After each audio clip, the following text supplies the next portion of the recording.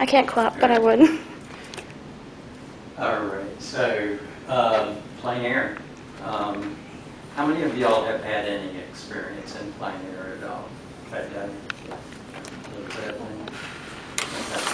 Yeah, it's a really awesome thing to do. I have pushed y'all to take this plein air class because it's going to teach you about seeing.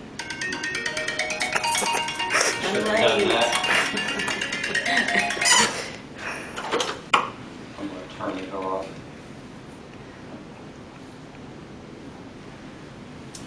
I have so many friends who want to sell me things. Yes, friends. So yeah, plein air, you'll learn more in plein air about painting than you will in any other way. It's just an awesome thing to do. It teaches you about capturing light, but it also teaches you probably more about shadows than anything else. So, you know, whenever you're looking in plein air at shadows, you actually see color in the shadows. And, you know, when you're using a photo, it tends to just blacken the shadows get darker with a photo reference, and you lose a lot of the color in the photo reference. So by painting in plein air, and if you paint in plein air consistently, you'll find that even if you're in the studio working from a photograph, that you're going to see you know, maybe the hints of something, and you'll be able to kind of infer what maybe you should be doing in the shadows that would be different. But today, what we're going to do is we're going to go over gear. We're going to go over the ideas about some things as far as your comfort. And then we're also going to talk about, once you get out there in plein air, how do you decide what it is you're going to paint? Because there's 360 degrees from any point that you're standing. How much do you zoom in? How much do you zoom out? We'll talk about all of that today. So getting out in plein air, the number one thing that we want to think about is your comfort. So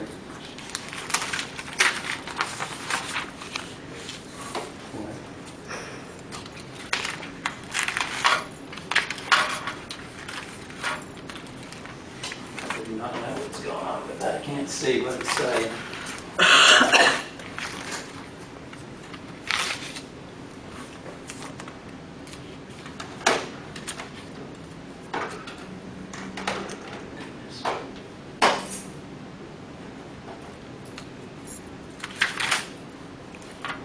Oh, I forgot about my shameless plugs that I wanted to go through first. Okay, so these are just classes, upcoming classes that are going to be happening. So Arts Place in Danbury. I've been taking a break. I will start back in 3 weeks teaching the ongoing class that's every Sunday 2 to 4 at the Arts Place where my studio is. And Creative Aging Network over in Greensboro. So we've got live model sketch sessions that are coming up. That's something that I have not been offering here in Winston for a while. And so we have 2 sessions coming up doing that. Acrylic painting and drawing workshops there. Here at Forsyth Tech with the enrichment program, this summer there'll be ongoing acrylic painting. Now the thing that's going to change is that it's going to be offered in the morning and in the evening. And then color mixing, and of course we're doing plein air right now. So Sawtooth School for Visual Arts. This summer there will be acrylic painting, color theory, and I was just told last night that the color mixing the class did not make. But there's already 4 signed up in the fall. So if you wanted to do that this fall, color mixing class is already made. So still lifes and oils as well. and then drawing class there. So all of that will be happening this summer. So let's talk about comfort in plein air. How many of y'all have been for a stroll through the park?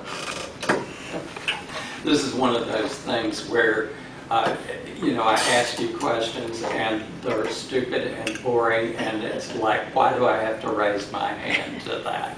You know, you know, taking a stroll through the park. How about taking a good long hike, maybe a 5-10 mile hike, something like that? Okay, and then you know, maybe kind of car camping. You know, anybody ever do any kind of, you got a little cabin or campground where you just pull up, and then there's like camping, you know, out in the wilderness. So you had to pack in your backpack and you had to hike for 20 miles to get to where you set up your tent at. You know, whether you've done that or not, you obviously can say there's going to be a difference of how I have to think about this and what I have to think about as far as my comfort. What sort of stuff do I need to bring with me? Because, you know, a stroll in the park, maybe I'm just taking lunch in the park. You know, if it's a 10-mile hike, I'd better have comfortable shoes. You know, I had better prepare for the weather. You know, so that's the kind of thing we want to think about, because what are you doing as far as plein air? Are you just going out in your backyard? Because that's a very valid thing to do, plein air wise. I was visiting my daughter in Utah back when she was a director of a Girl Scout camp, and we were at 14,000 feet. No, the mountains went up to 14. We were at 9,000 feet. So anyhow, camps at 9,000 feet, we had to snowmobile there. We had to park at 5,000 feet and snowmobile to 9,000 feet. And it, you know, it was like 4 foot of snow on, and this big lodge, and it's shut down for the winter. So it was just me and my daughter and my wife, and it was like 60 degrees one day. And so I was like, awesome, going out on this big, huge deck and painting that snowy scene. It was wonderful, you know. All I had to do was just walk outside onto that big deck, and I had the most gorgeous views, you know. So that may be the case for you. You know, looking out your backyard, you know, there may be some beautiful stuff to paint. There may be places where you can just kind of pull up off the side of the road and just take your gear out of your trunk or whatever and set up right there. It may be that you need to walk for 10 minutes. You may be walking across a very smooth path or something. You may be going over hill and dale to get to the place that you need to go to. And so thinking through, how am I going to get there? What am I going to wear whenever I'm doing all of this? So naturally, comfortable shoes, comfortable clothing is you know, a factor that you have to really think about. Plein air painters come up with the most creative solutions for things, but it narrows down as far as like getting there with your gear. Skip, we were talking about this morning. It was enough just lugging in the little bit that you had to bring today, right? And so, you know, if you're bringing all your gear, it may be a bit more difficult to get everything there. So I'm going to show you my solution that I've come up with for most of where I go with plein air.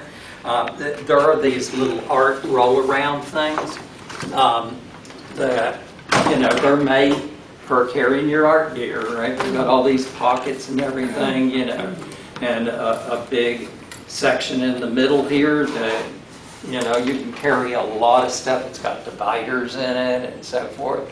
The only problem with it is it came with it's tipped around to where you can actually see it. It came with these little airport wheels, right? And so I guess if you're hauling your stuff to a classroom like this, that'd probably work for you just fine. But out in plein air, that just is not going to get it, even if you're going across mown grass. It could be very difficult. So I built this little contraption with some threaded rod and some wheels I stole off an old lawnmower.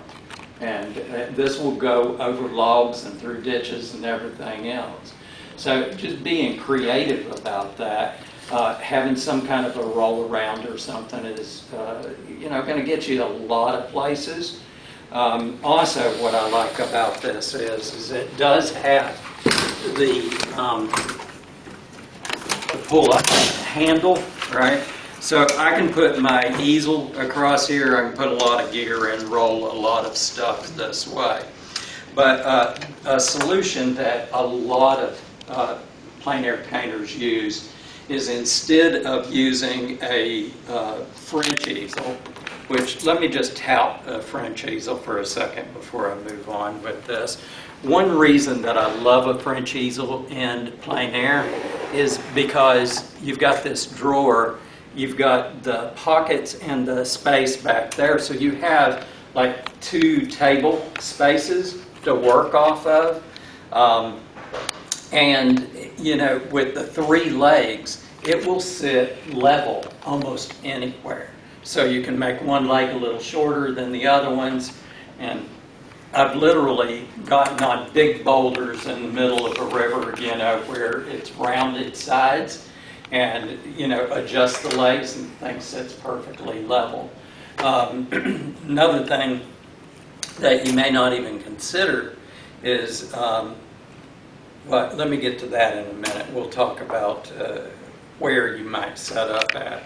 But this gives you a lot of options to be able to use something like this. Using your roll around is only going to get you to places you can roll it around to, though. Okay, and so what a lot of plein air painters will do is they'll use a regular camping backpack, and they'll use a tripod with a pochade box. And so we'll talk about that in a little bit, but I want to show you a different solution for if you need to kind of hike someplace.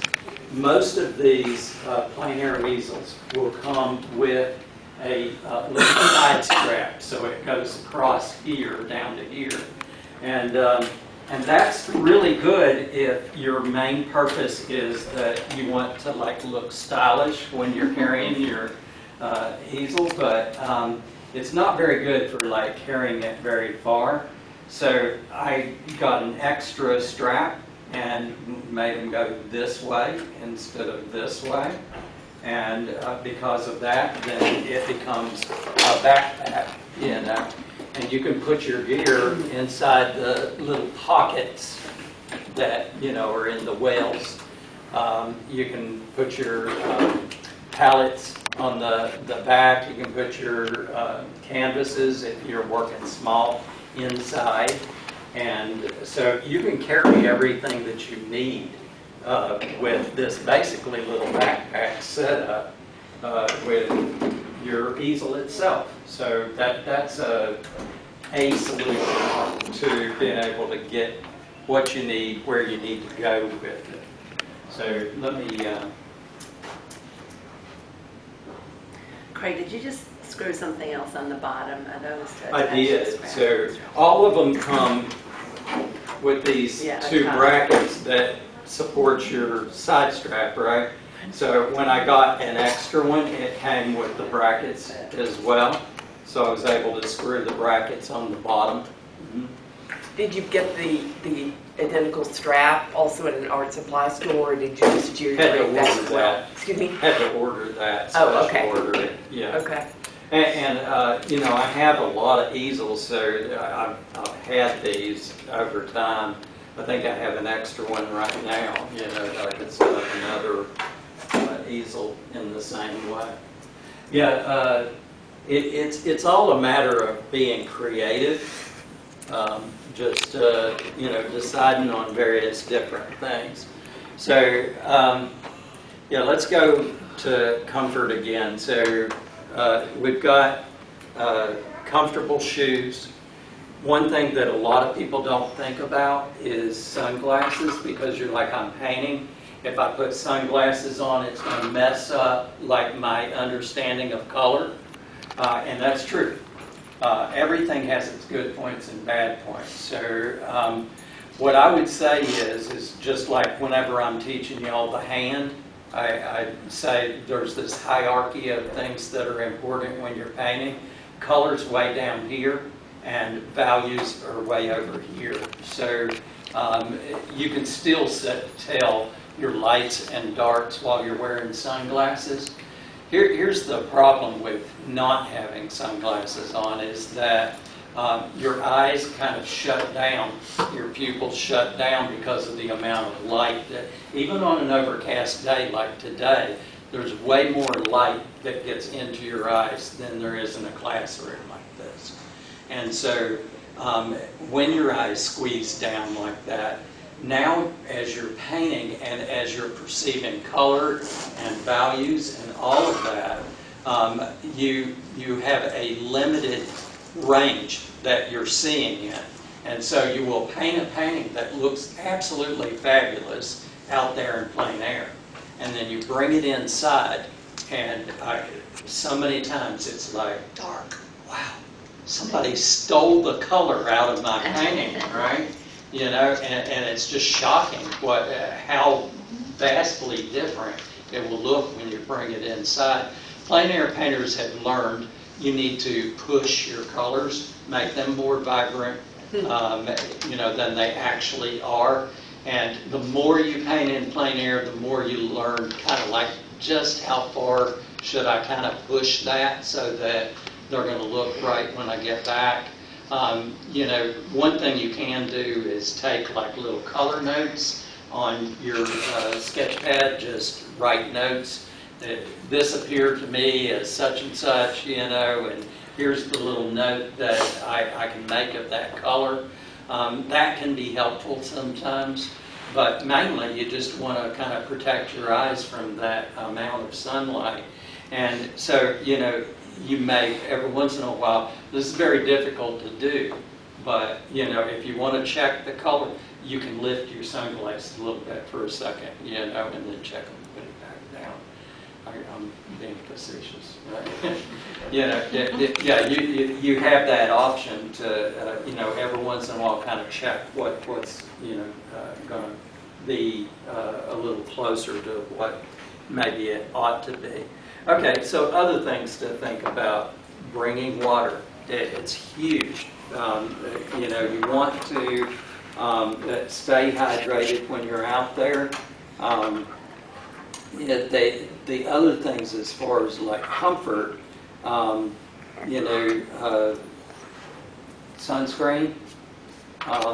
Gosh, I can't tell you how many times I've seen people get like lobsters out in plein air, because people are like, yeah, I don't burn very easily, but how much time are they spending outdoors? Maybe they're spending 15 minutes, 30 minutes outdoors, but if you paint a plein air painting, it takes you 3 hours, 3.5 hours. But you can get some serious burns, so always kind of preparing with, sunscreen and bringing some with you so that you can reapply. Also, bug spray. So lots of times it's not necessary. Depends on the time of year, and it depends on where you're at.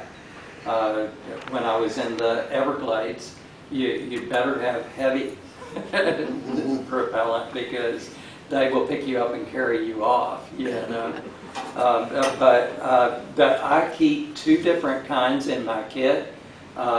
This right here, it's kind of a watered down version. It's what you usually see. It says backwoods insect repellent, but this is the kind of stuff that you might put on, several times during the course of the summer.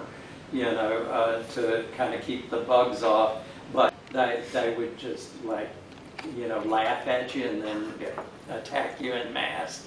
There's something else, and it says, this one says repel 100. And what it means is it's 100% deep. So that is, you can be right in the midst of the Everglades. I can tell you this from experience for sure. You will not get a single bite with this. However, your liver melts into, yeah, you get this big puddle forming in your liver right here, and then it just kind of drips out your food. So, this is something you don't want to use very often. Occasionally you may run into something where you actually need it. Most of the time, it's not so much that you're getting eaten alive as it is that it's an annoyance. So, like mosquitoes, of course, are a pain in the butt for, leaving little welts on you and stuff like that and being very itchy. But gnats are not uncommon at all, particularly if you're painting near water.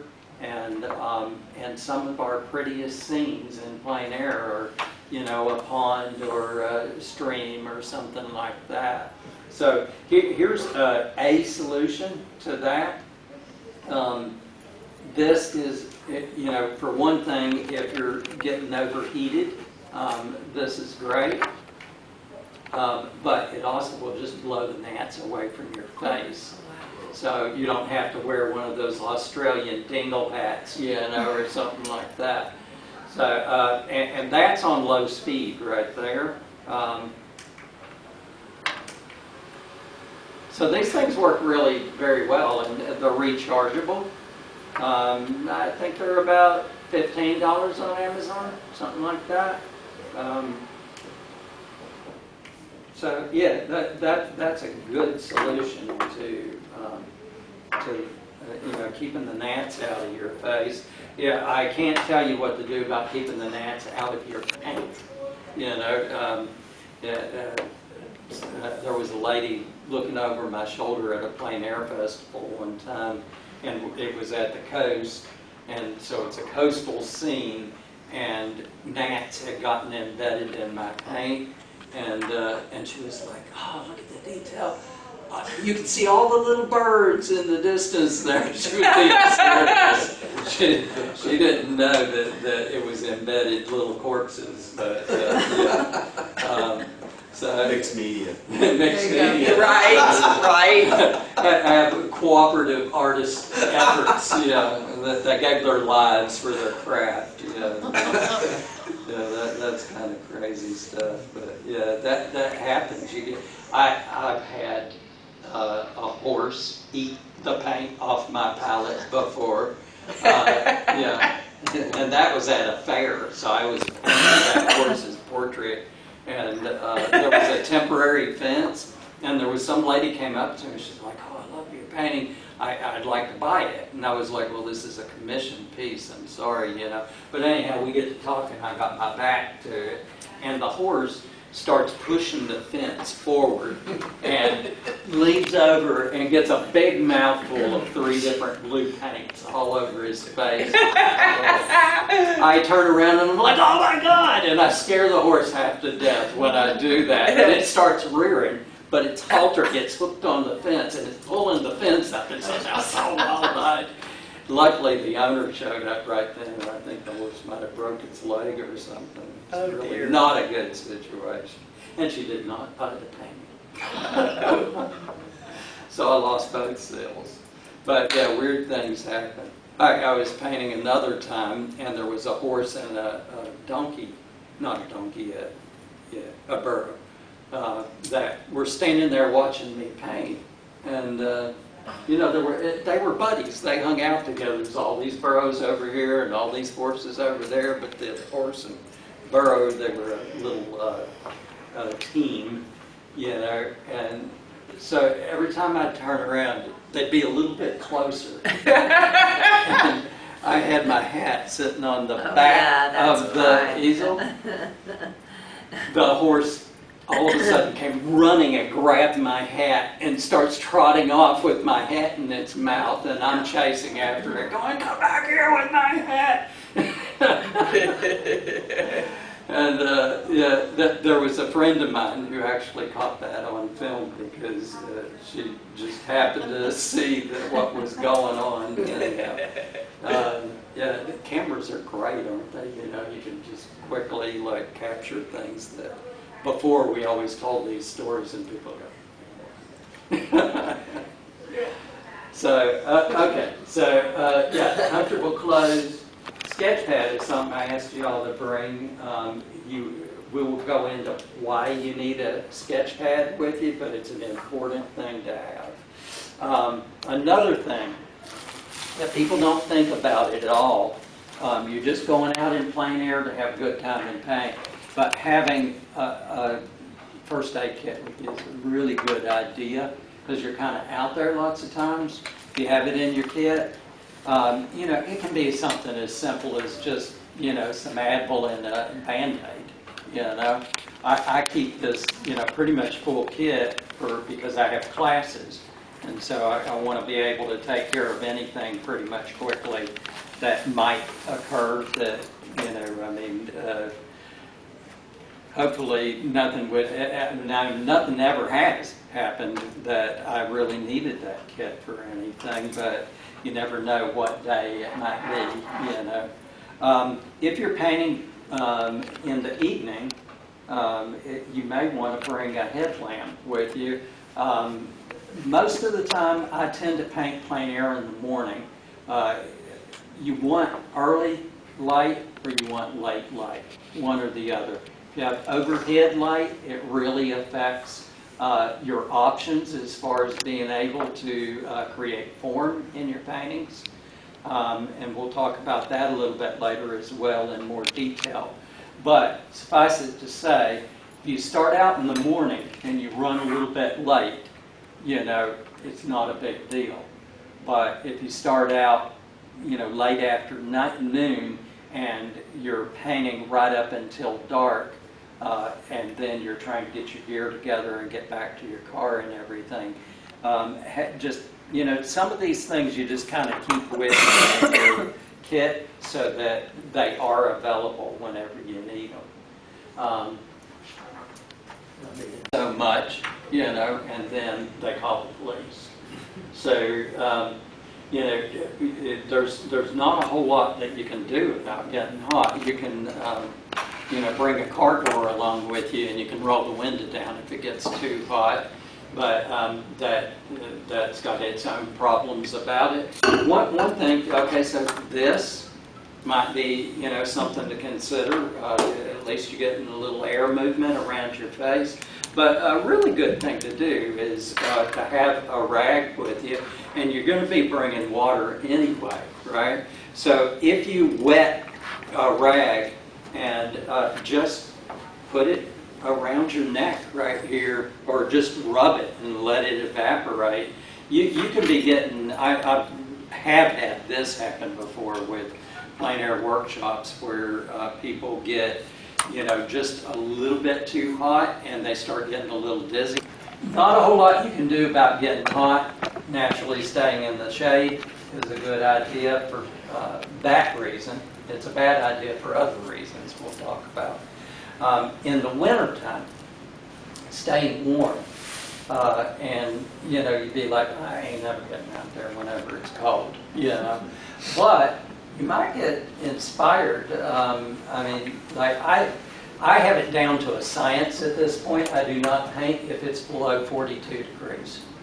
And what I learned is that, you know, I'd be painting for 2 or 3 hours. And those of y'all that have seen me paint know I use both hands. So if I'm doing both hands like this, slightly above my heart, I don't realize, and when you get into painting, y'all know this, that the whole world melts away while you're painting. You do not think about anything. You get in the zone, right? And so I would be painting for several hours, you know, when it was really cold. I'd get back in my car. This happened so many times, about 20 minutes into driving, the heat's going in the car, pins and needles in my arms, you know, from holding my arms up for so long.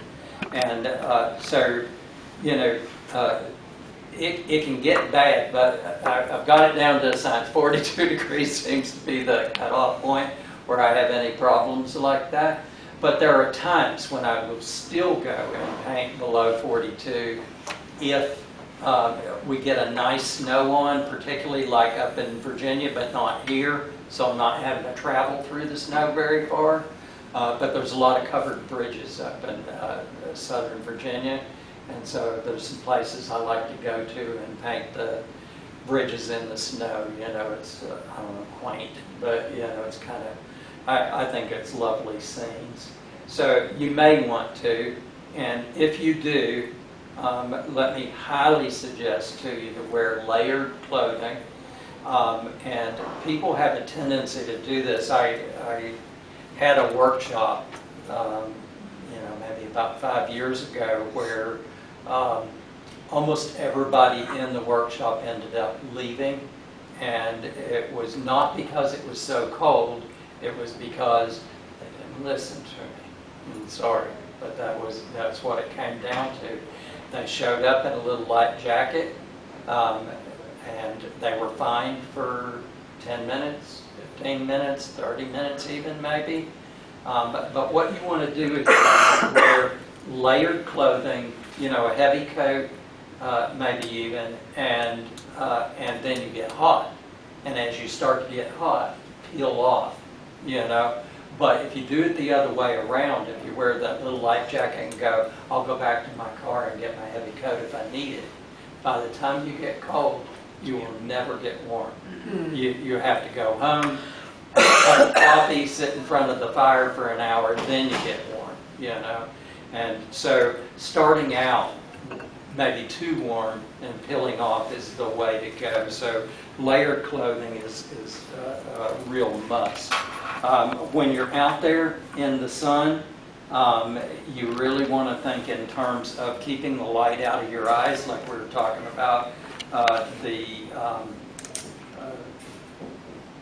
sunglasses, but also a wide-brimmed hat is a really good idea, and it's not a bad idea to have one that has a chin strap, because the number one biggest problem in plein air, and you know, it will be probably the deciding factor for me personally, is what is the weather forecast as far as the wind. You know, because if you have a lot of wind, you have a tripod and you have a shod box on there, or even if you have a plein air easel, it becomes a sailboat, you know, in the wind. And, you know, if you're wearing just a ball cap, it will just disappear on you all of a sudden. I had this exact model of umbrella. And umbrella is something that we'll go into why you definitely want an umbrella when you're painting in plein air. But it has this little flexible thing like this, so you can adjust it. But also, if the wind blows real fast, a gust all of a sudden, it will give, you know, instead of just taking your whole easel over with it or something like that.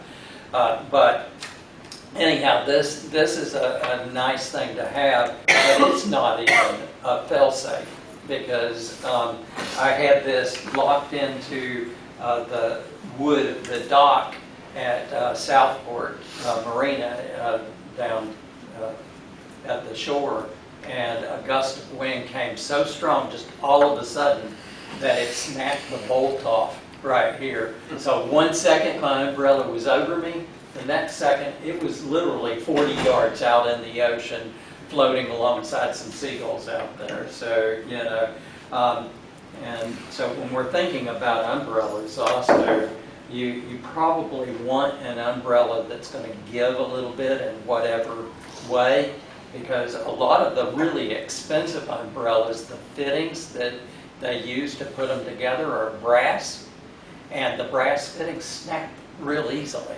So, you know, some of the most expensive easels are the least effective if you get heavy-duty wind. Can you, if you're in a place without a thing to affix them to, can you dig them into the ground, spike them in? Is that how they're made? Well, this particular one is made to lock into your easel. Oh, and the Right. easel, okay. So it'll take your whole easel over also. But there are ones that come with a pole that will stick into the ground. I had a friend, again, plein air painters, they come up with the most creative ideas. He would bring one of those little half-handled pitchforks and just push the pitchfork into the ground. So it had 4 prongs that were helping hold it up, and then had an umbrella that was similar to this that he would connect to the handle. So there's a lot of creative ways of coming up with it, but you can buy products that will lock into the ground instead of locking into your easel. It's a good idea to do that.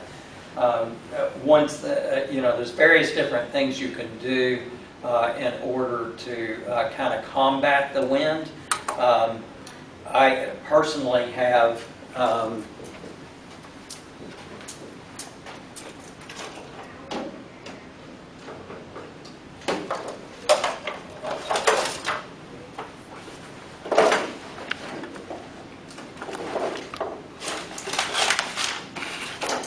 bear with me a second.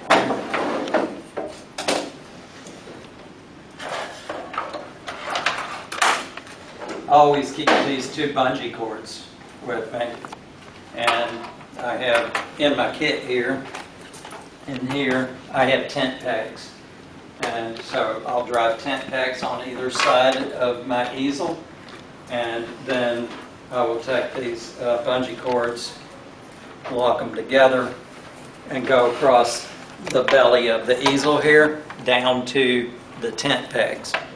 And that's nice because the bungee cords stretch. And so if you get a gust of wind, the whole easel will go whoop, and then it'll come right back. What a lot of people also do is they will keep a milk jug with them and a cord or a bungee cord, and they will hook the milk jug down below the easel, however they attach it. If they have a tripod, lots of the tripods will come with a little hook at the bottom, and that's what that's for, is to be able to hook a weight to the bottom of your tripod. And it really works. I was in a canyon in Arizona, and I was the only person there that had a French easel. I was fighting the wind just constantly. It was a steady 30-something mile an hour wind coming through the canyon. The people with the tripods, and they had really good tripods. This is something to think about as well. If you're going to go with a tripod and a shod box, put some money into your tripod. Get a good stout tripod that the legs spread low, because if you can get those legs spread really wide out, and you'll have to have a long shaft for that. So think in those terms. The good tripods will have a long shaft, and they'll have the ability to stretch the legs out really wide. So I remember these guys had that, and so their legs were spread out real wide. All this gear that I'm laying out here, it is more akin to going camping, hiking, as opposed to, a stroll in the park. So weight starts becoming an issue, even, so you have a backpack, you're carrying all of that on your back, carrying your paints, carrying the shod box and your tripod or whatever it is, and it can really add up. So, lions and tigers and bears, there's things to be considered about whenever you're going out there. And probably the biggest is bugs, as opposed to worrying about snakes. You probably, in particular, don't have to worry about cobras anywhere in this area, so that's good. But you should be cognizant of copperheads, There's not a lot of rattlesnakes in North Carolina, but there are copperheads everywhere, you know, and so they blend right in with the undergrowth, and so it's something to think about. I wouldn't like stay frightened inside, you know, because of copperheads, because they are actually, you know, very, very rare that anybody ever dies from a copperhead bite. But it's not something you probably want to have happen.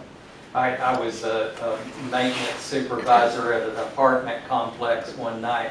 I got an on-call call, which generally means, you know, somebody has their garbage disposal stocked up or something like that. This guy is like, I was walking to my front door down the sidewalk and there was a copperhead and it bit me. What do I do? And I was like, well, first off, don't call maintenance. You need to call an ambulance. You know? But I tried to assure him also, it's going to be fine. You're not going to die. You know, it's going to be okay. So, but you know, I mean, that is something to consider. You know, bears if you're out in the North Carolina mountains. But black bears are really not a problem. You know, you can't guarantee that. There have been fatalities, but it's so rare. You know, lightning strikes are a lot less rare than bear attacks, you know. Now, if you go out into the Rockies or something, you may run into grizzlies. Now, you may have a problem. If you get the book by Richard Schmid, Alla Prima, there's this beautiful painting that he painted along this roaring whitewater stream with this big rustic cabin in the background. And he says in the book, I had to hire a guy with a rifle to watch my back because there had been some attacks by a grizzly in that area. And so, you know, I mean, so that may come into play. But I would say the two things that you want to be the most cognizant about is mosquitoes and gnats and humans, you know. There are places where, you know, going out and painting in plein air by yourself, particularly because you're so focused on your painting, you may not even notice somebody coming up behind you. So ladies in particular, painting in groups is a really good idea. You pick up some friends in class here that also want to paint in plein air and just make plans to go with them. We're going to be painting at Bethesda Park. Is one of the places we're going to do during this course. And it's got these beautiful old cabins, restored cabins, and you know, old church from back in the 1700s and stuff. It's a great place to go, and they have some wonderful trails that go up through there. But it also goes past some places along those trails where it's a little sketchy. And my neighbor, he used to go walking all the time, 80-something years old, and he got conked in the head on one of those trails. Mm-hmm. So, yeah. I said I've been back there. Yeah, I mean, generally speaking, and I mean, you know, Dave, you're a pretty fit-looking guy. You know, you would never have a problem. But you know, he was an elderly guy, and you know, that's what people prey on sometimes, but also prey on women. You know, and so it's something to consider. Most places, I mean. Nice thing about planning, you get to decide where you want to go. You don't have to go someplace that you'd worry about. So, and most places out in the country, you know, like nothing's ever going to happen. You know, it's just fine. Greg, can I add one on there? Absolutely. Ticks. Yeah, Very ticks. good. Yeah. So, yeah. Yeah. Generally, when I'm hiking, we always wear long pants. You know, we're going to be in grass. Yes. Some areas are worse than others, Uh-huh. right? Sometimes with our dog, she'll pick up like all kinds of ticks on one hike, and then none at all. So it's definitely have to watch out for ticks. Yeah, ticks are a real issue. You know, they can drop out of trees, So those tend to be the bigger ticks. High grasses, if you're in high grasses, that's where you really have to worry about Lyme disease. I'm not sure about Rocky Mountain spotted fever, but you know, the Lyme ticks, even the larva can give you Lyme disease. So you can't even see larvae. So there's no way to really even check for it. So one thing that you might want to be cognizant of is the symptoms that pop up, because if you get Lyme, you know, there's that classic bullseye kind of wound that happens. So say you got bit here, it would be red in the center, would be white inflammation around it, and then maybe red again.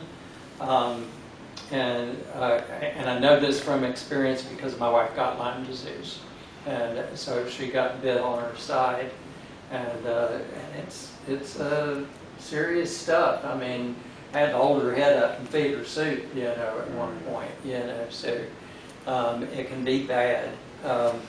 Yeah, I try to put that out of my head for the most part, because... Well, DEET works against it. DEET actually It does. is a good repellent for it. But And the you know, lawn pants are usually Yeah. better, light lawn pants. if you wear long pants and you put, you know, strap around your leg, like bike strap kind of thing, Boots. and then spray your shoes and around your legs, you know, probably you're going to keep most any situation with ticks off of them. But they can drop out of trees as well. So, you know, it's just one of the, you know, not just plein air, but just getting out in general, you know, it's, there are risks, you know, with doing those kind of things. So, yeah, the people thing is the thing that I consider to be the thing to be thought about more than anything else.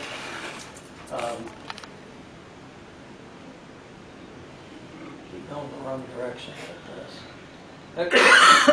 Different kinds of easels. So you see the full French. I've noticed that almost everybody has the full French easel. I think for many different reasons that is a great option for plein air. But if I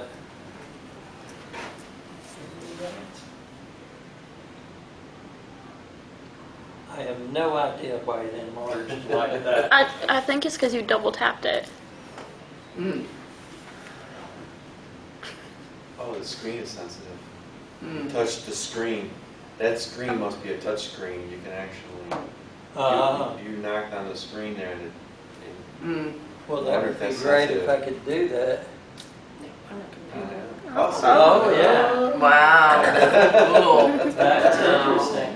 Yeah, I came in here last night to see, you know, to check to see what my setup was going to be like, make sure everything was going to work. I expected an overhead projector. All the other classrooms have those. And then I saw this, and I was like, I know this probably has all kinds of bells and whistles, but I have no idea how to use it. So, okay, I will try not to touch this guy again. Okay, so full French easel is a great thing. There is an option a lot of ladies choose is, you know, a half French. You still get your table space. You get half the space, of course. But it's significantly lighter, you know, option. It will still hold the same, so it's a good option. This is what I was talking about, a tripod with a shod box.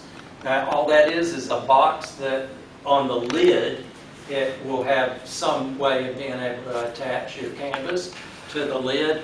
And of course, you keep your paints and your palette inside the box. So that's a decent option.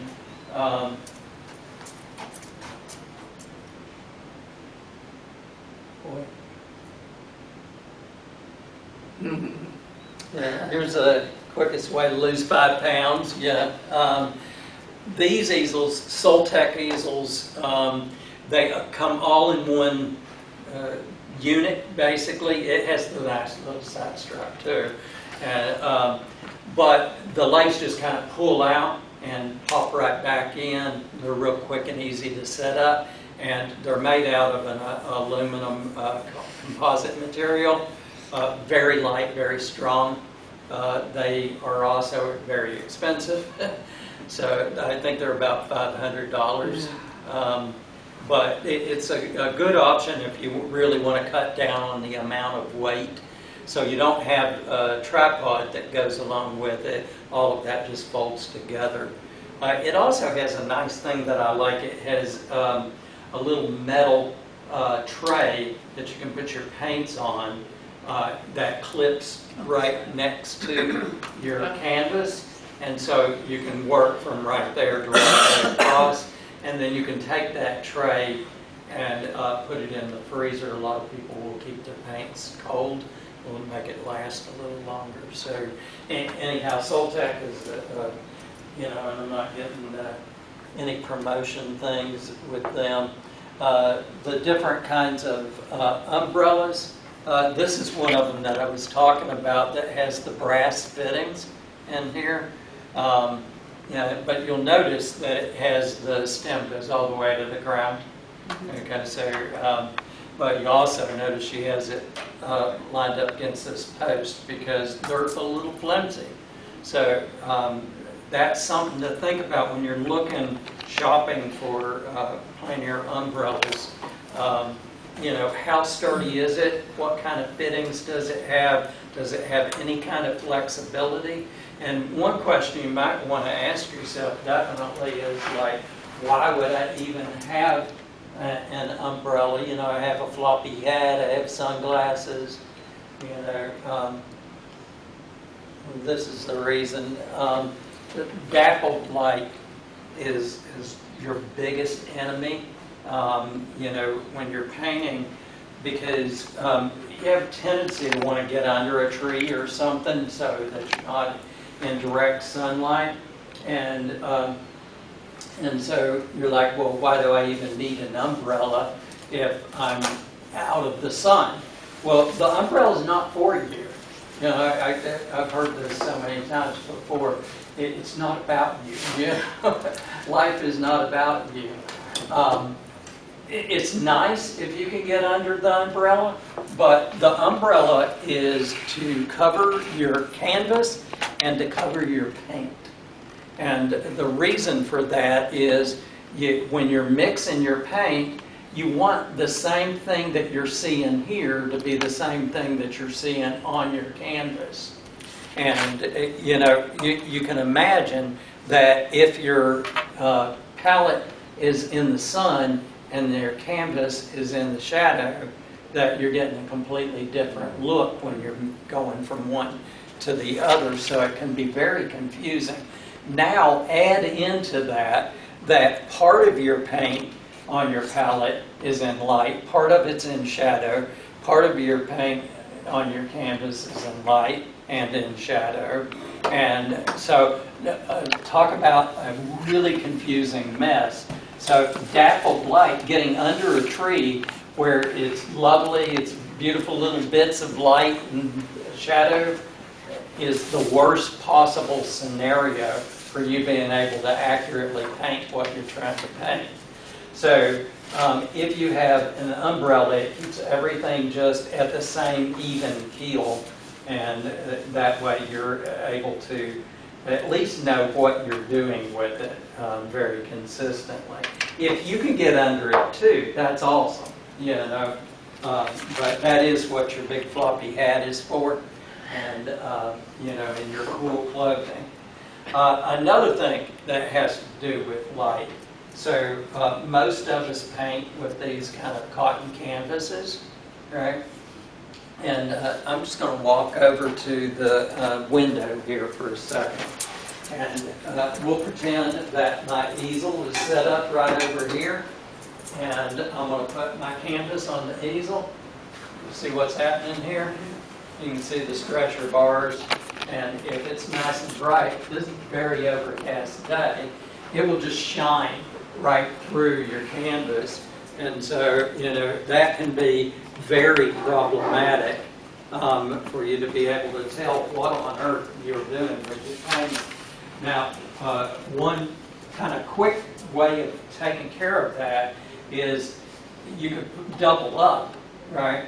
But what I suggest to you, instead of doubling up the same direction, flip it over so that it's opposite, and it will create a barrier. So that, so it does help. Now, if it's real bright, you'll still get some light coming through there. So there are good reasons to consider that when you're painting in plein air, to instead of using cotton canvases on stretcher bars, to use canvas boards or masonite, or some people will paint on poplar with stretch canvas on that, or glued canvas on that. You know, there's various different options where it is solid, and so light's not going to come through for one thing. But here's another really important thing in plein air. With these canvases, you got to lay this canvas in your trunk of your car. It's wet, right?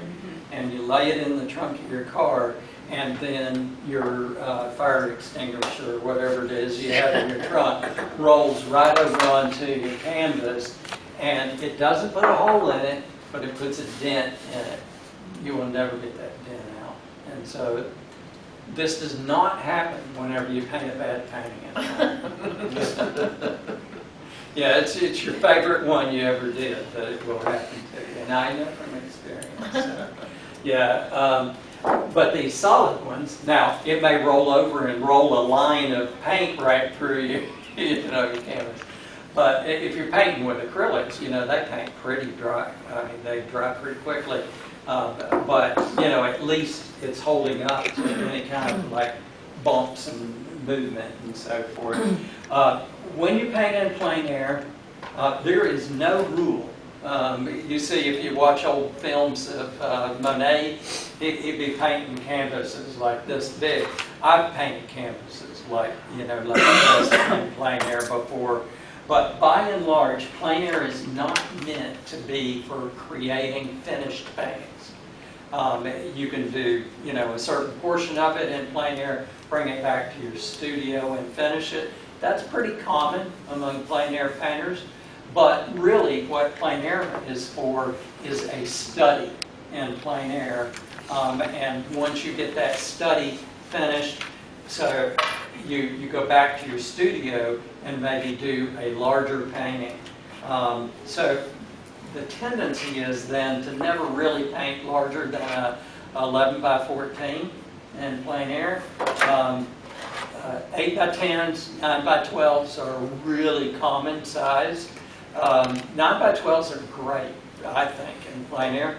Problem with them is you have a really hard time finding frames for 9 by 12s, whereas 8 by 10s and 11 by 14s are very common.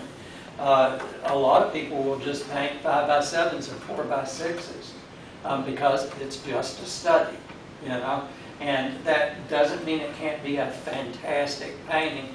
Elaine Bossa, painter from New Jersey, painting down here for the Paint NC contest a few years back.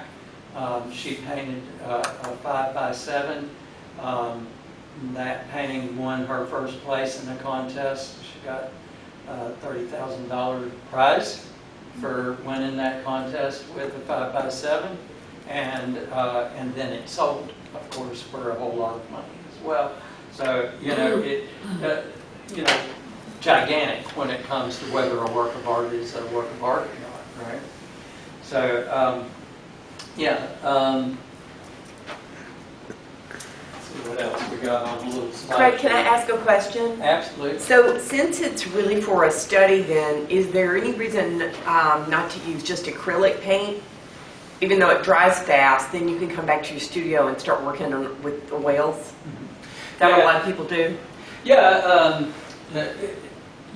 your medium of choice, it's going to be in plein air. There are certain logical things to think about.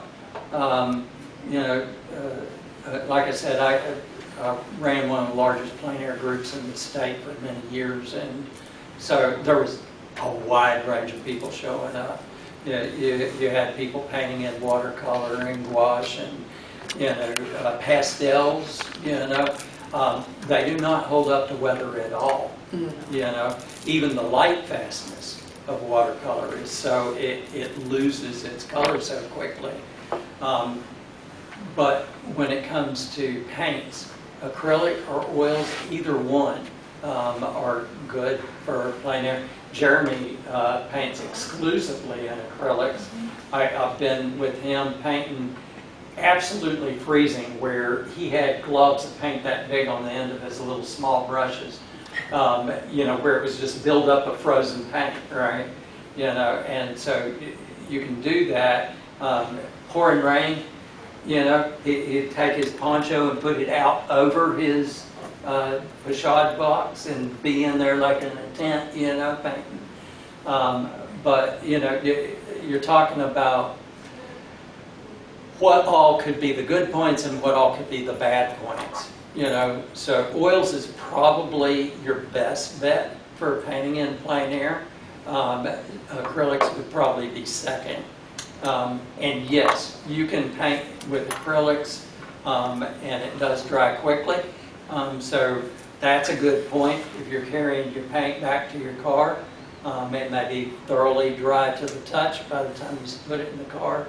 If it's acrylics, it may sit in your car for a week if it's oils and still have wet spots, So having a wet paint carrier box is a really good idea. I do not have one with me, but they are built in such a way that they have little catch lips on the sides of the box on the inside that will just barely catch various different standard sizes right on the edge with the portion of your painting that would be covered by your frame anyway. And that, it has various different slots inside that carrier box. So you could have, in many cases, up to like 5 paintings in the box at the same time. So that's some. But yes, you can paint oils over acrylics. You cannot paint acrylics over oils. So, good question. Light is, why we're out there. But light can also have some really interesting effects on things. This is my friend Gregory, and Gregory has one of these neon yellow-green shirts on. I want you to notice his face and his hat. Can you see the amount of reflected green light on him and on his hat? Now, what would that do to your canvas as you're painting? Oh, yeah. And so if it's got that tint to it, all of your color mixing, decisions are going to be skewed by that. So it is suggested to wear clothing that is, black is probably the best thing to wear, but, most certainly anything like bright reds and purples and, stuff that can have a reflective color quality. You may want to, consider that that's going to be problematic. Okay, paints. You may want to have smaller tube paints in your kit. I tend to carry my ultramarine blue, my white, and my burnt sienna in large tubes, even though, because that's the paints that those of y'all that have been students for a while, that I use those in mass. But your other paints, I like these little kits that have it broken out for you, where, they're easy to find. You don't have to be hunting and pecking through a bag or something, to be able to see what paints it is that you have. I like this case as well. Use this for some of my larger paints, that you can keep sorted out like that.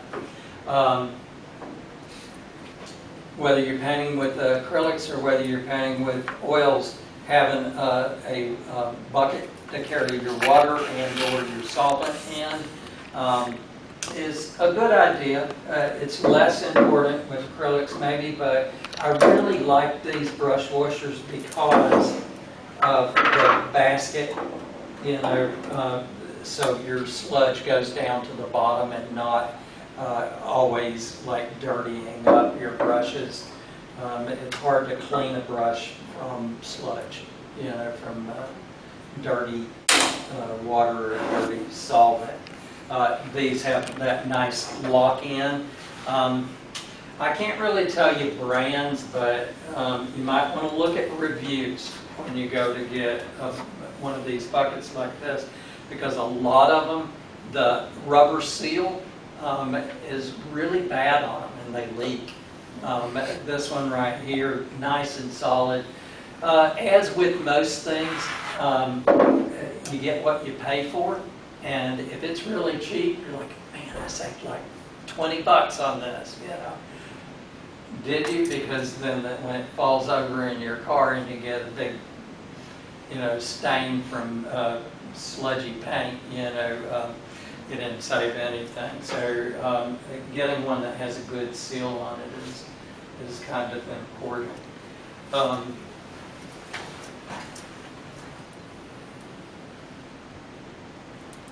It did it again. Did I touch the screen? Yeah, double tap, I think it is.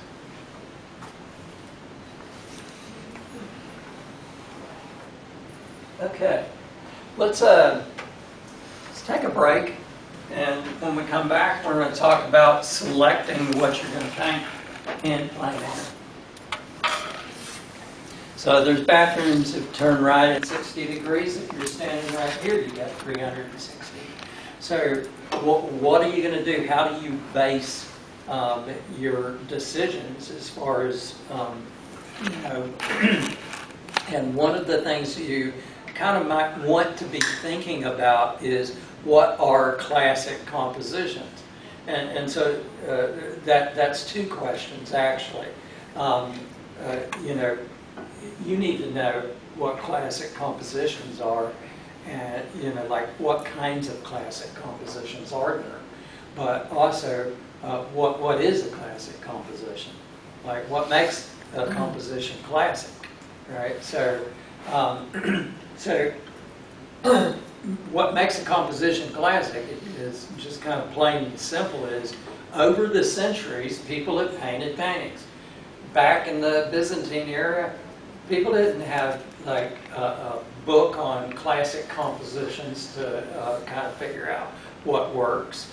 They were just painting paintings. And over time, we found that this painting we liked better than that painting for different reasons. One of those reasons might very well be it has something about its composition that draws us in and we find interest in it. And so then we, you know, somewhere around the Renaissance period, people started really thinking through like what works and what doesn't work. And they kind of broke it down into a science of what works and what doesn't work. So there are various different types of classic compositions. You know, this kind of circle type, this kind of like pulling things together in a triangular shape of figures and shapes is something to be thought about.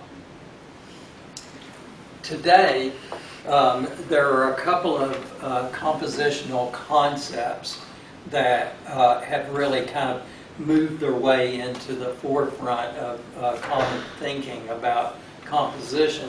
One is the rule of thirds, and so everything's split up into threes, both above and to the side of your canvas, that these intersecting spots are considered to be areas of interest. So you're creating a point of interest in your paintings. You know, so that is something to think about.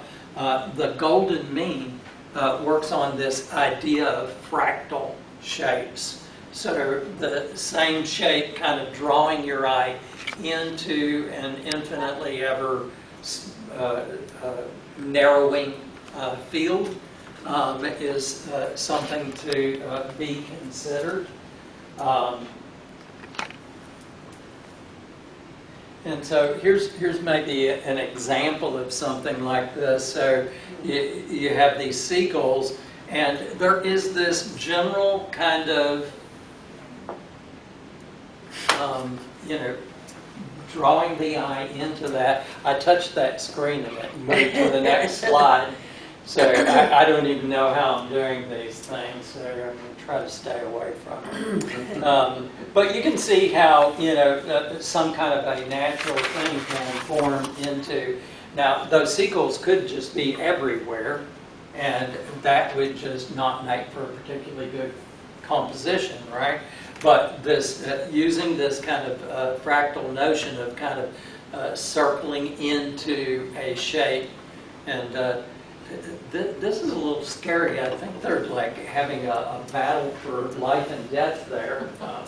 So that drama might be interesting as well. Usually, though, the seagulls will not stop in mid-flight and wait for you to paint them. Every once in a while, they'll do like, but it's pretty rare. I was again. I think it was Southport I was at. I've been painting all morning from early morning till like noon, and I stopped and got a slice of pizza, and I'm sitting on a little park bench there. So I'm sitting on the park bench, and I took a bite of pizza, and I'm holding it out like this. And he didn't even slow down. That seagull came from behind me like 60 miles an hour and just snagged that pizza out of my hand. And he's in the ocean, sitting there eating it, laughing at me, like 1 second later. Yeah, seagulls are, they can be a menace. Okay, so I just told you about a couple of classic compositions with the triangle, with the circle, with the thinking about fractal movement, thinking about rule of thirds, but how much of that are you going to keep in your head when you're out there, trying to figure out in plein air? It's good to know those things, to think about those things. And you can buy a book on classic compositions that will have like hundreds of classic compositions. We've been painting for a long time, so there's a lot of things that they figured out might work for a composition. So what you probably need to do is get one of those books and go home at nighttime and sit there and study those different compositions for hours every night. If you have a spouse, get them to quiz you about it, and maybe 40, 50 years, you will know every single one of those, and you'll be very good at being able to find them. Now, what I suggest is let's break it down into 7 different things to think about when you get out there in plein air. My mentor taught me something that I use over and over again, whether I'm painting in plein air or not, and it's this. Just draw a line down the middle of the canvas this way and across this way. Now you have 4 quadrants, right? Put a dot in the center of each of those 4 quadrants and make that your point of interest, one of those dots. If it's a landscape, using the upper half most of the time, one of these 2, because what you're doing is if that's a landscape, the higher up on the canvas it goes, the farther back in the distance you're talking about, right? And so the more you try to draw somebody's eye into a distant point in your painting, the more that you get this feeling of that we're entering into a world, we're going back into it, right? And that point of interest draws us into the painting. Instead of viewing the painting, it's almost like a clinical separation, If you're just walking past paintings in a gallery and you're like, I see that painting, that's a good one, that's a good one. This one, though, oh, look at her eyes. in there. You know, look at the way that she's looking at him. I think she's wanting to kill him. You know, you go to that point, right? You know, and now you have an emotional connection. When I was saying that, I was thinking about, any of y'all ever watched that television show Monk? Yeah, Monk's like a Sherlock Holmes kind of detective, knows everything. And he's with this lady in a museum, and she's talking about this woman looks so sad and there's so much emotion in that painting. And he goes, yeah, because she's planning on killing her husband. And she's like, what? What, killing her husband? And he goes, yeah, see those mushrooms that she's cutting up? She's preparing dinner? That's a highly toxic mushroom that she's cutting up there. See the bruises on her arm and on her face? Yeah, he's been beating her up. She's going to kill him. Well, anyhow, creating point of interest in your paintings is, you know, kind of the key to composition. And so there are some classic compositions that I've kind of broken down that I feel you can spot in plein air quite often. And they're fairly easy to remember. You know, we're only talking 6, 7 if you talk about my little breaking it down into the 4 dots. But an O composition, and an O composition is also sometimes referred to as a tunnel composition. So you're having a tendency to have your point of interest. So look at this beautiful light back, you know, in the open area behind this grove of trees. So we're looking through this O, or, you know, it may be a whole line of trees and a path that's going back through that whole line of trees. So it's of interest where the beautiful light is. So looking for something like that where you're looking through a framed area is a really great composition to create in plein air.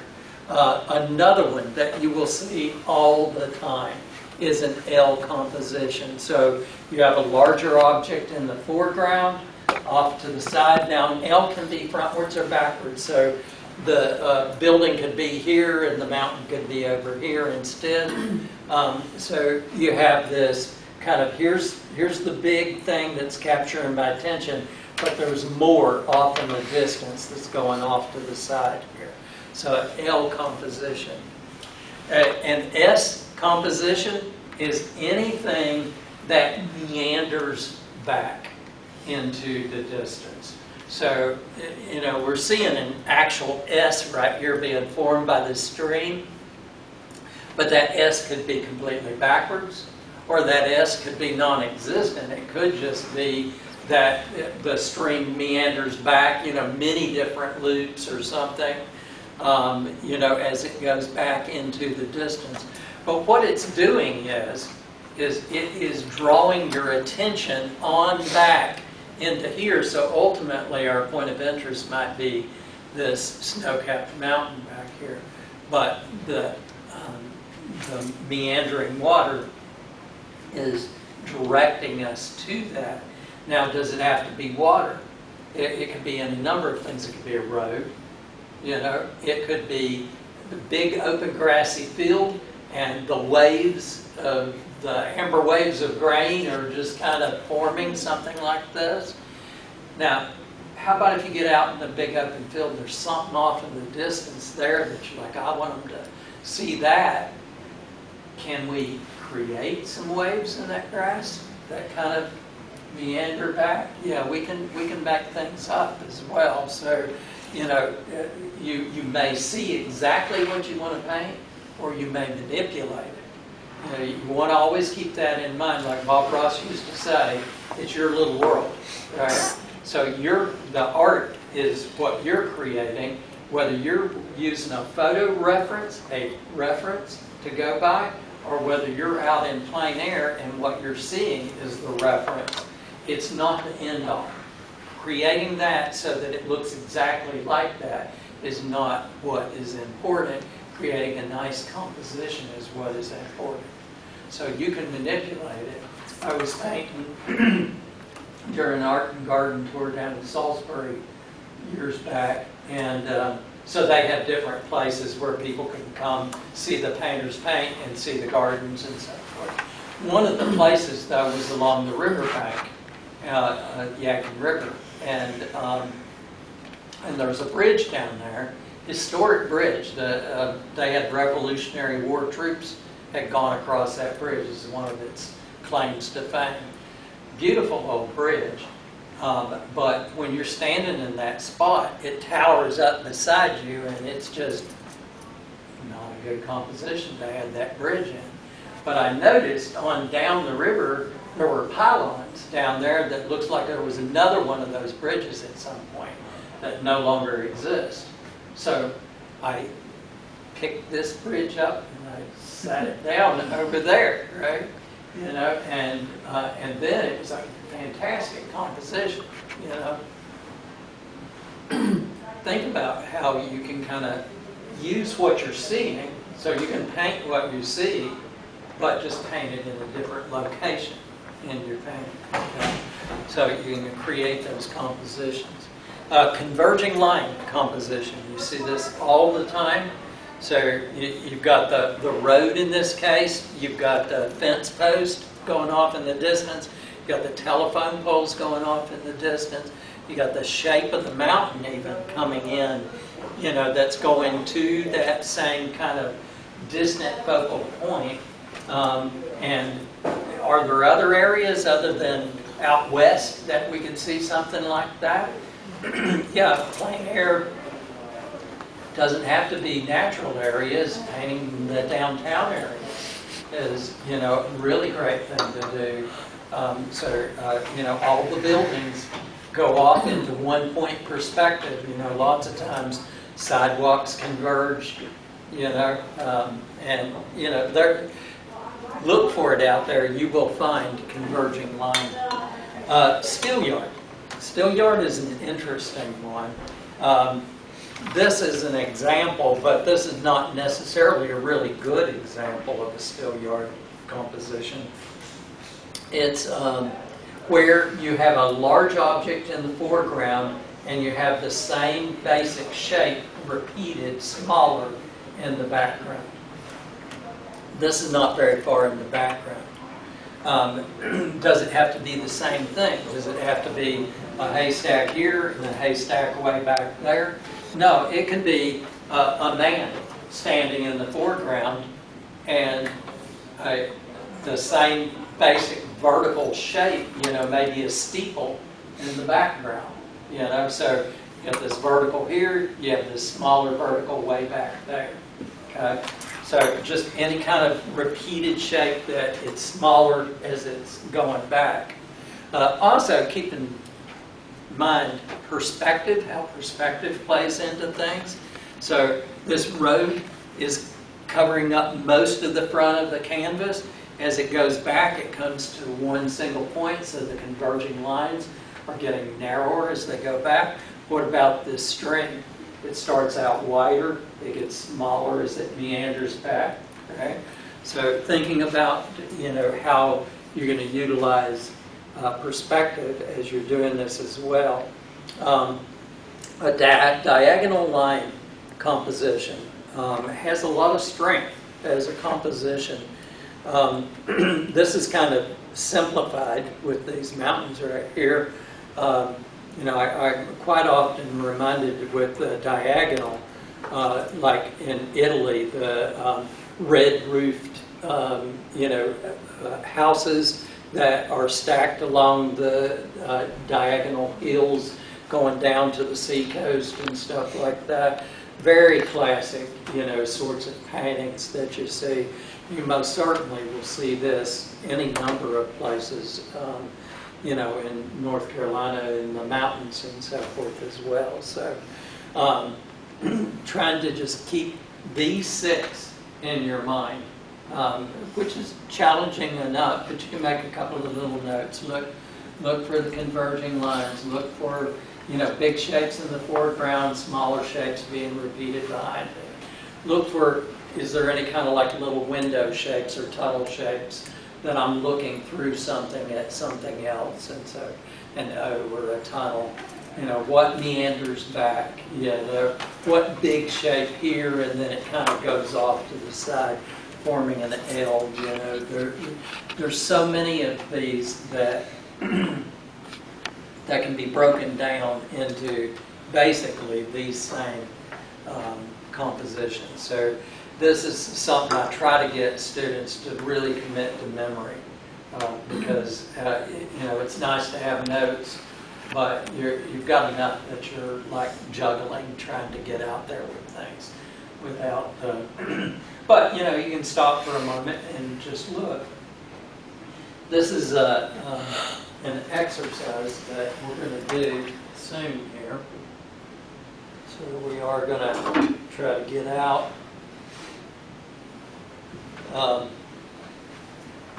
And let me go through this first, and then we'll get to the exercise. So, those of y'all that are regular students know with the hand I teach capturing light is the most important thing in your paintings, making it lovely by capturing the light. But when you're out there in plein air, you're not working off a photo reference. You don't already have that light established for you. So what do you do to, you know, optimize the use of your light? So the direction of the light is really huge. I'll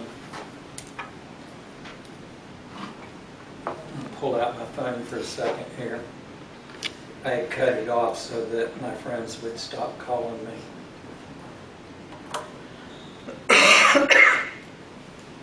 I'm just going to utilize the flashlight. This one even.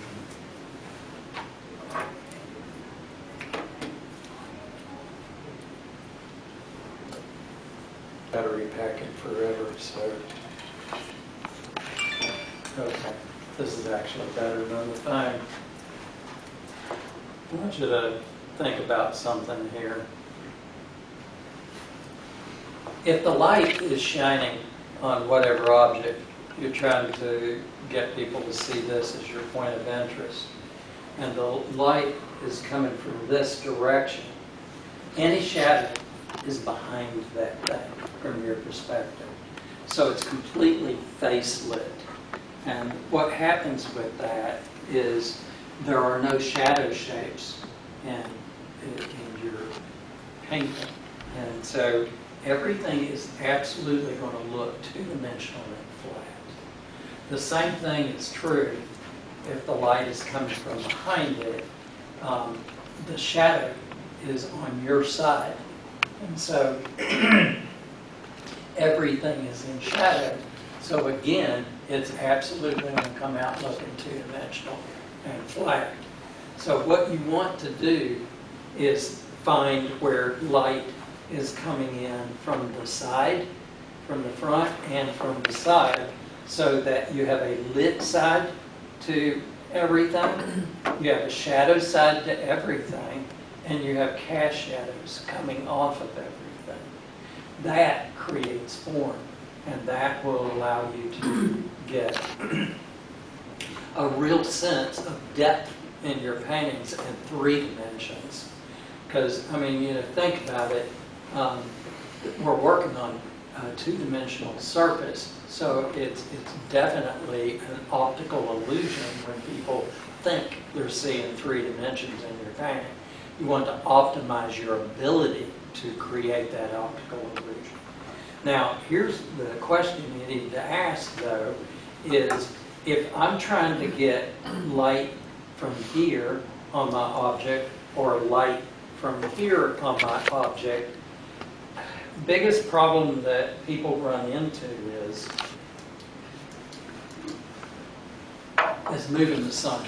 Because that thing, I mean, it's so far up there for one thing, you know, it's big. So, yeah, it's hard to get it to move. So what's easier is to move yourself instead, right?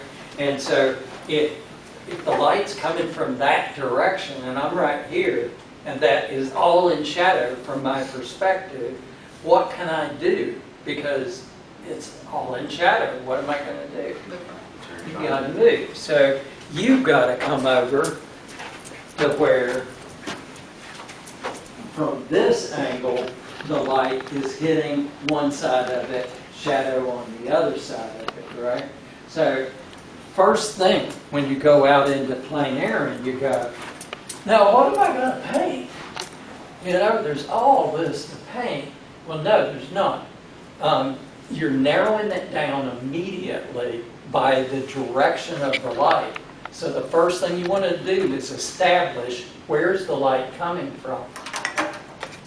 If you go out at noontime, you sleep in, you have breakfast, 11:30 you decide you're going to drive down to the park, noon, light straight overhead, you may as well pack up and go home because you got no good light to work with.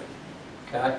You want to get out early in the morning so that that light's coming in from an angle, or later in the afternoon where that light's coming in from an angle.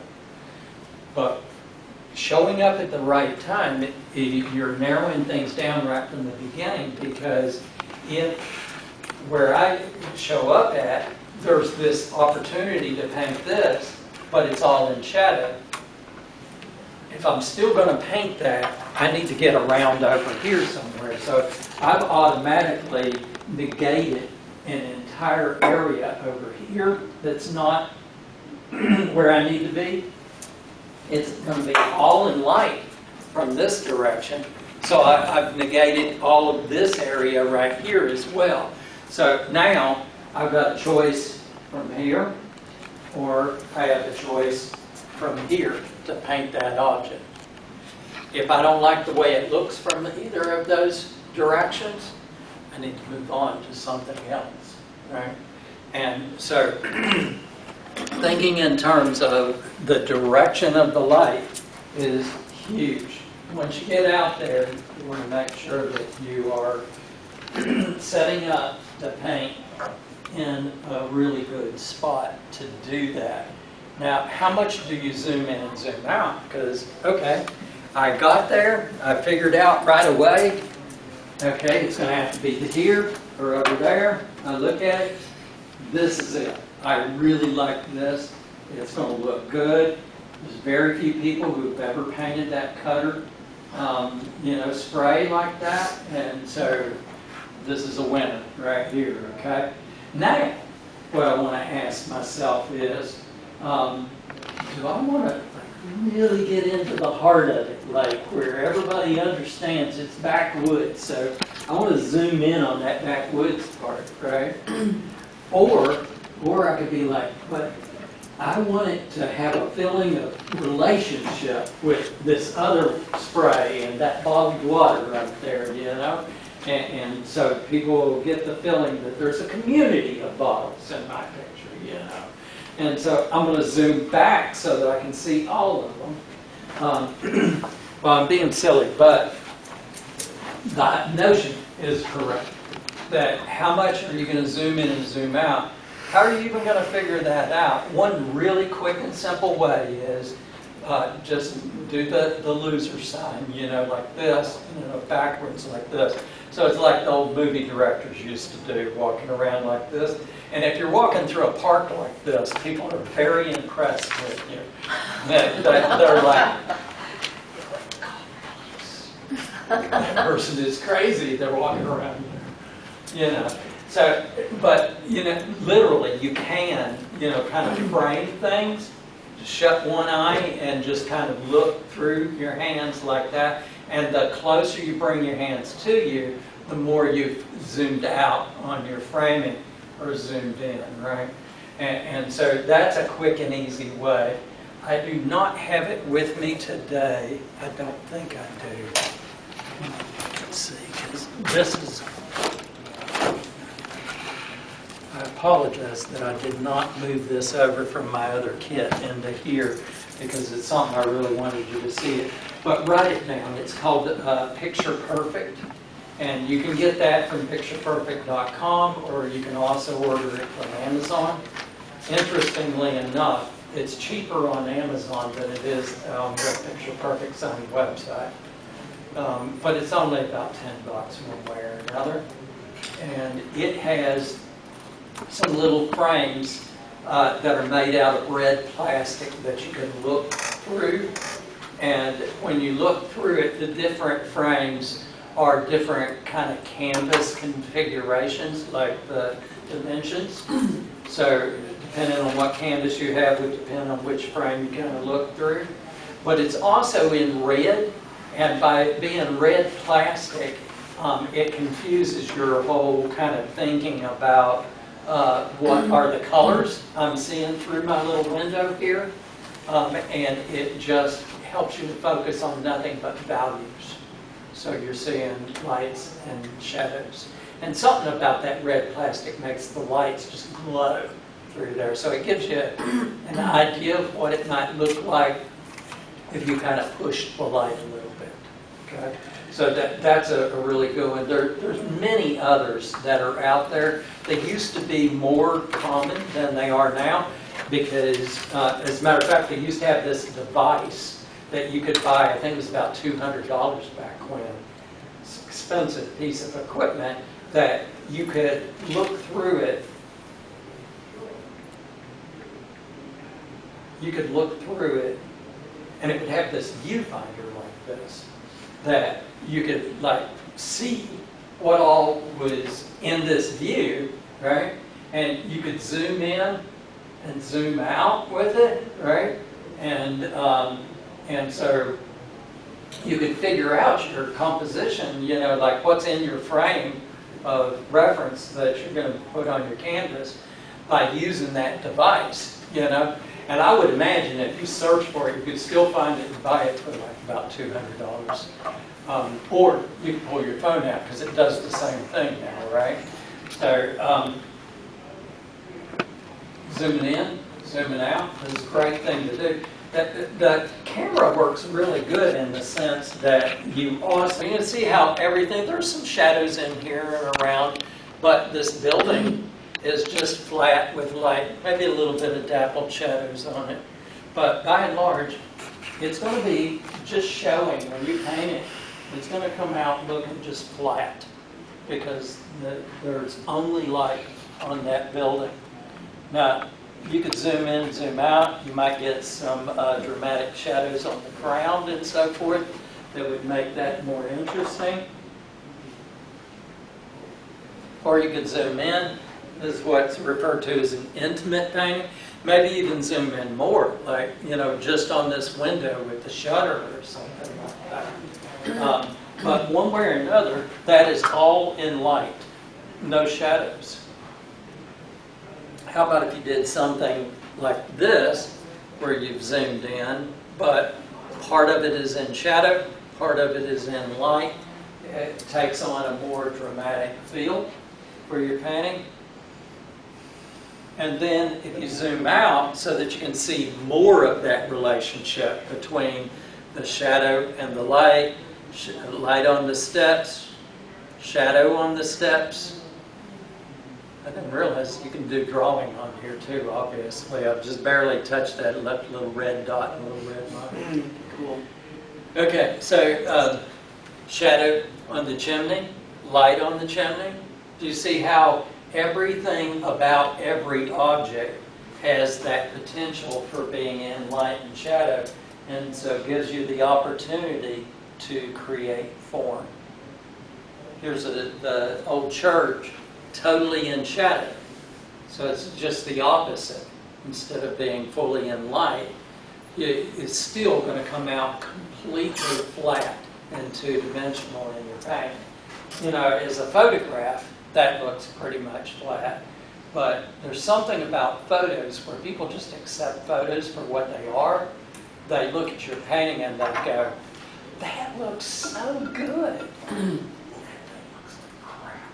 You know, so mainly in shadow, a little bit of light on that steeple, right? A little bit of light on that fence back there, but still, you're having a hard time seeing any form to speak of other than the perspective.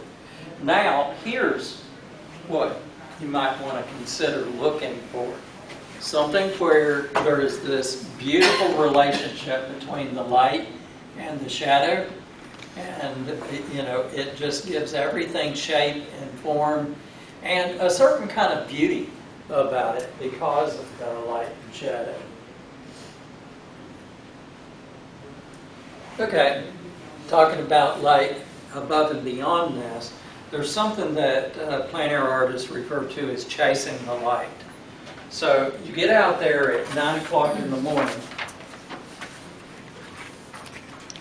fairly decent time to paint a bug spray can. And so you got this bug spray can, like here's sunrise, right? For one thing, watch this. I'm going to move this.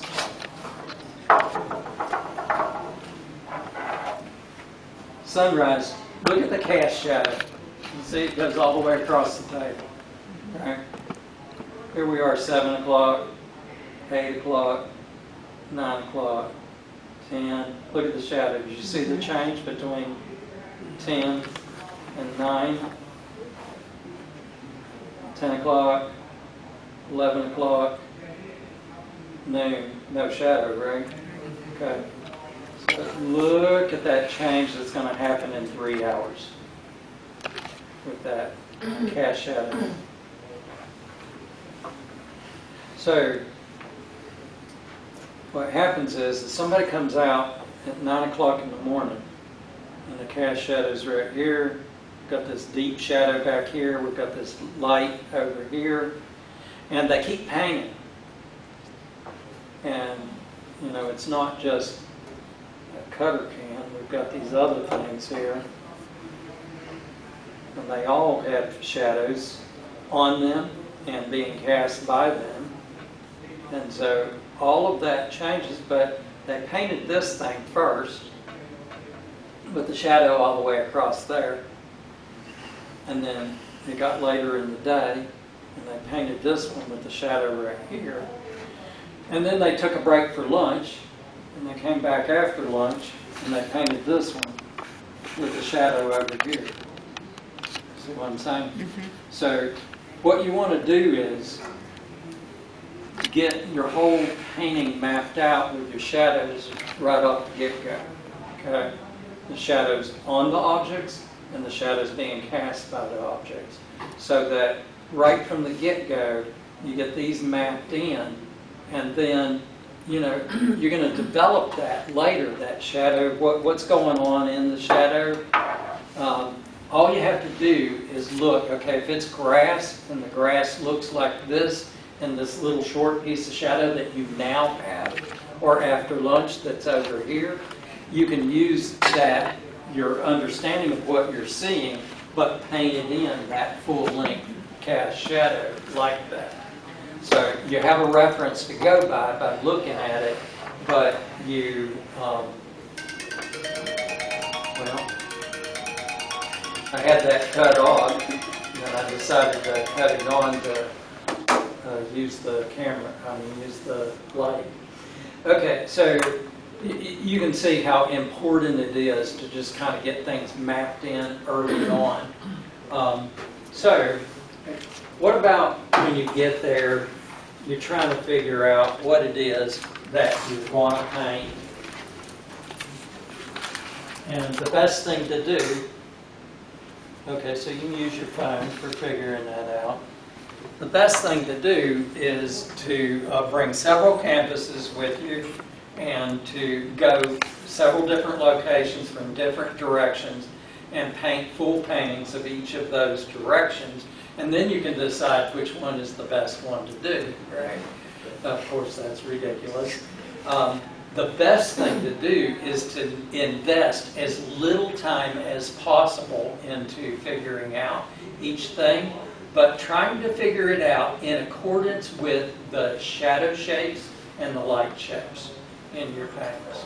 So first thing that you're going to want to do is just map in your darkest darks and your lightest lights and maybe one middle tone, which means that you have to put every leaf on every tree, and no, I'm being crazy again, right? What you want is something that looks very much like this, where it's just your dark darks, your light lights, and maybe, you know, middle tone. Okay, let's not get up there yet. Okay, so this barn, you know, is standing out as being light compared to those dark trees. Same thing here, same thing there. In this particular case, you have an opportunity to use the road going back to the barn. So that's taking your eye back in. What composition is that? S-curve. Very good. Okay. Here, you have a big dark shape. You have a smaller dark shape in the background. So you could say that is a still yard composition. So you're looking for compositions, but as you're sketching it out, you're looking for your darkest darks, your lightest lights, and maybe a middle tone.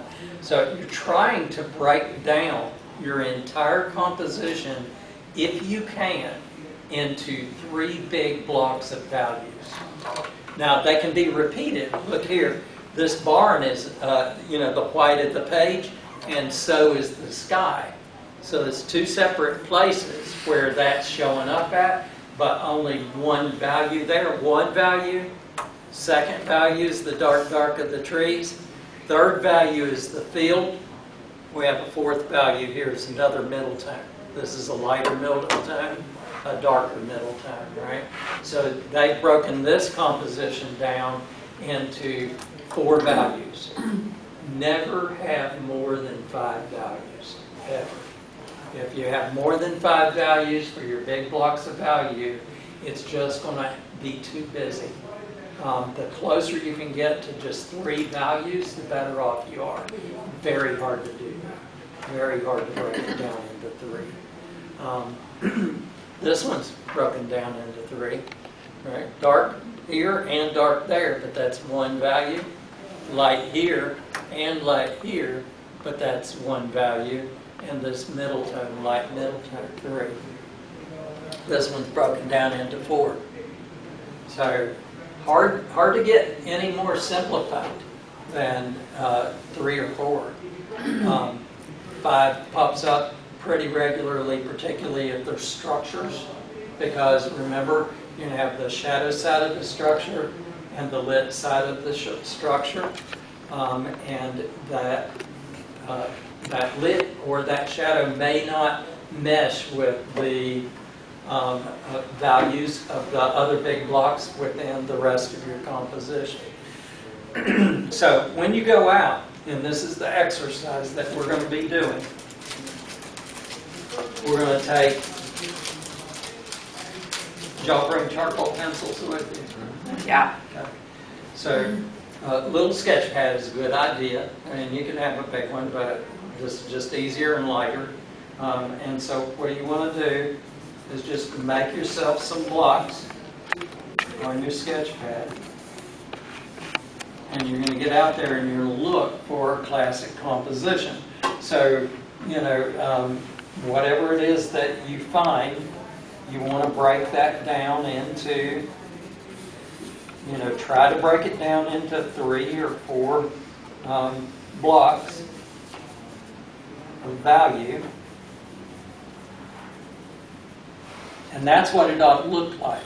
I should not see a single leaf on any of those trees. Okay? I shouldn't see the Texaco sign on the side of that barn. It doesn't matter at all for setting up your composition. What you're trying to do by doing these little thumbnail sketches is you're trying to decide the impact that you're going to get from those big blocks of value. And one scene is going to be more impactful than another scene.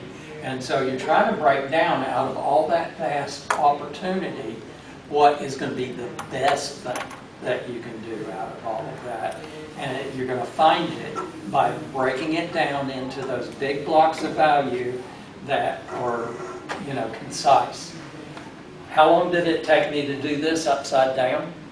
You know, okay? So how long would it take you to get out there and do 5 of them or 10 of them? You know, the more that you do, the more likely it is that you're going to find that one that's like, oh, that knocked it out of the ballpark. So generally speaking, people end up with bad compositions because they're lazy. I'm sorry, that's it. This does not take that long. It's not a huge investment to do several sketches before you get started. Because I guarantee you this, if you set up with your easel and your canvas and you start painting one and you go, that's a weak composition, it's just not got that powerful impact that I was looking for, you will not make it. You know, you've already invested, 30 minutes into a painting. So this, you're only investing, maybe a half an hour going around doing different sketches, and now you have, if you have 3 hours, you have another 2.5 hours to finish your painting, And remember also, you're not trying to do a painting that's a masterpiece finished painting. You're trying to get a study done that it captures the correct colors, the correct values, the correct overall composition, the correct overall big blocks of impact of change-ups of value. And, if you capture all of that on your canvas, and or, if there's like these nuances in the shadows, all these different like little colors that you're like, oh, I'm really moved by those. Rats. I'm really, I think it's maintenance rats. Yeah. I'm really moved by it, what was I going with that? I don't know. Anyway, you want to decide, in this way, that this is more likely to give me a really good painting than if I was to just settle on one. Because that's what you do when you just walk up and say, okay, I think that, and then you get disappointed by your painting. The hand, capture and light, composition, those two together, 90% of your painting. So nuances of values, that's what you do as you begin to develop that. You capture this off the get-go, right? And you're most likely to be successful at capturing that light and getting that composition right if you do these little sketches that show off the big impactful change-ups of light and shadow and the different options of what composition, what stuff is going to be in my painting. So you're hedging your bets for your best potential for getting a good painting. 90% of your painting right here, right? Develop it later. You're breaking up those big blocks of value into nuanced areas of light and shadow, color, and textures and edges. All right. It's like a mental warm-up, too. It is in a sense, yeah. And a physical warm-up. Physical warm-up. Yeah.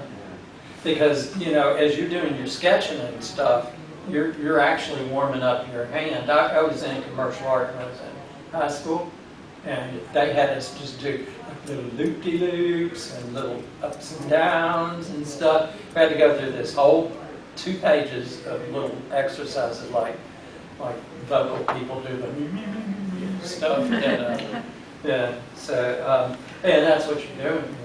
You're kind of getting yourself warmed up with that, too. Frank, I would guess that if it's an overcast day like this, you're really not going to have strong shadows. You don't get the dramatic And shadows. so if we're doing this in this class, we're going to go out in days like this. And at that point, do you just have to kind of invent them? You can always push things a little more than they actually are, but look for the nuance in things, the less dramatic, on those really bright sunny days you get the dark shadows and the lights, so you get really dramatic contrasted change-ups. What you're going to look for as far as value is things that are nuanced, and then that's going to bring into play where color becomes more important than it does otherwise, because the subtlety of colors on days like today can be very beautiful, you know. If we were painting that old church and a dramatic light, you're going to get that impactful contrast between the light and the shadow on the side of the church, right? Mm-hmm. But on a day like today, you might pay way more attention to the color in the stones that the church was made out of, you know, and so looking for what is your impact, you know. I like to go out on days where you get the dramatic lighting, but some of my best paintings have been, I'd say my best painting I ever painted, or at least the most number of people were moved by it, was during rain. It was raining at the time that I was painting. And that was at Hanging Rock State Park. They'd asked me to come kind of as entertainment for an event they were having up there. And they told me, you don't have to paint, it's raining. I was like, no, I'm going to do it anyway. So I'm out there in the rain painting that. But it was where there was a race and there was a finish line right there. There were all these people coming across the finish line. And, you know, and they're doing like this, but you don't see all the distinctive features and everything. They were more of a blur, you know, because, I mean, it was literally raining hard. And everything in the distance was all fuzzy and faded and stuff, and beautiful. It came out just really beautiful. So, you know, you never know what you're going to get out of things if you go ahead and invest in that. You know? So we're going to go out and do some sketches like this. We can try this for a while. It looks like maybe my best guess that we've got, you know, a little while to be able to do some sketching.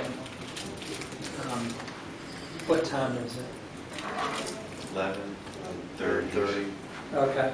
So, but what I'd like to do is take a walk down the street here to this little natural area and see if we can't do some sketching in that natural area. You're going to be looking for those classic compositions. You know, did you write them down? Your S, your O, your L, your steel yard. Yeah.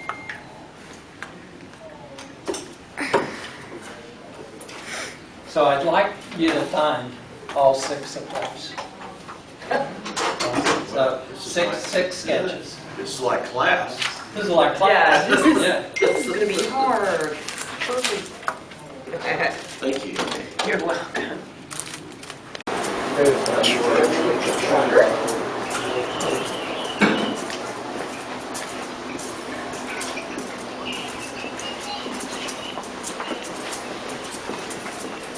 Now you can have this sidewalk goes down, around, and back up again. What would that be? Maybe a composition? S, yeah. So it's not necessarily meandering in an S shape, but it's something that is meandering back through these woods. And the interesting thing, going down and coming back up, you know, that can be really add a dimension to your drawing that will be, you know, much more interesting than just on a flat level. So, you know, there's a gimme right there. Let's see if we got anything else.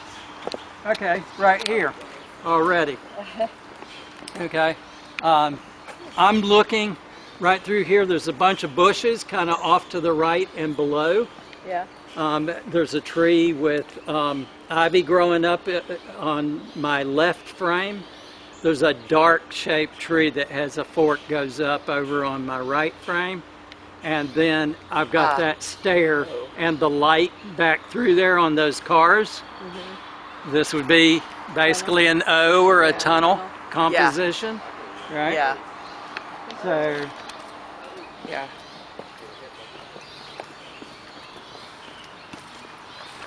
what else we got around here?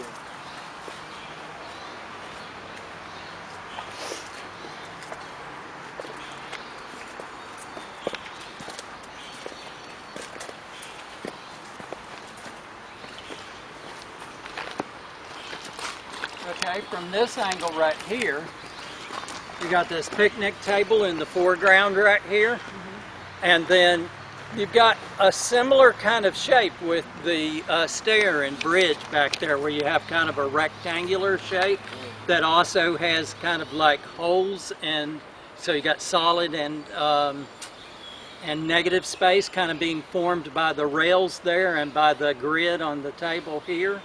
So you could say this is a steel yard in a sense. Okay. That, that's the basic idea. Converging line. Yeah. Right here, looking down this where the sidewalk is narrowing down. Let's see. Okay, in general, this big oak right here, you know, that's to the left of the path. Yeah. Okay, so L compositions, you get this big oak going up, and then you got these smaller trees or the bushes going off to the right. That's not a perfect L composition, but you can kind of see it. Yeah, you just look around, you know, and see what you see. There are a ton of these S-curves sort of things because of all these little paths. So what's most interesting to you? And then to answer Margaret's question earlier, so we're getting kind of much overhead light. So you're not going to get those cast shadows. It's overcast today. You're not going to get the dramatic lighting.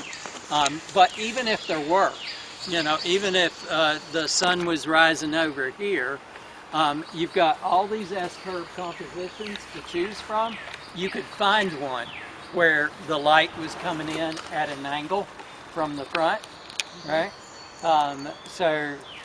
You know, you think in terms of that when you come out. Ideally, we're going to get out here and start painting at 9 o'clock for all these classes.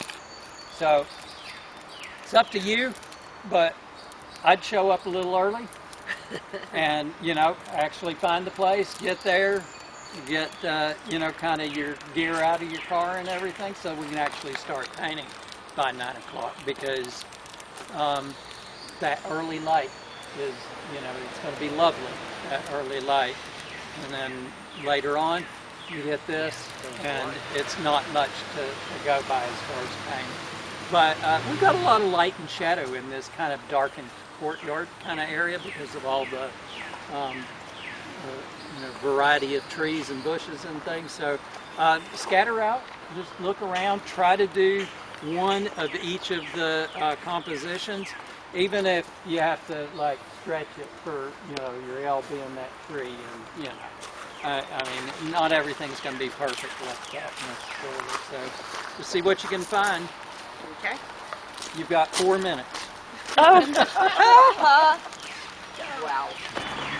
The horizontal long and the vertical short, you know, that's what they call landscape composition.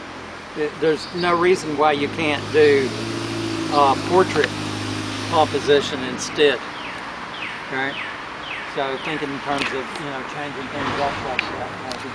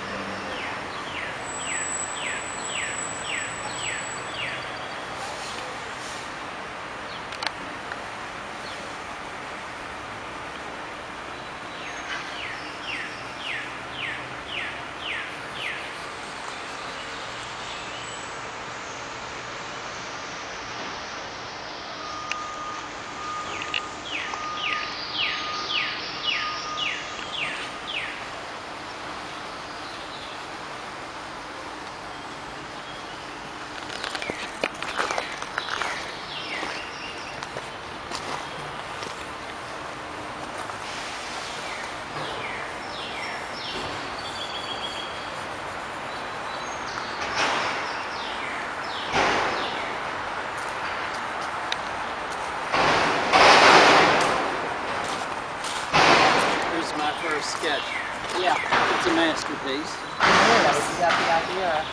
You got the light, more lit up kind of path areas, the darks of the bushes and the trees.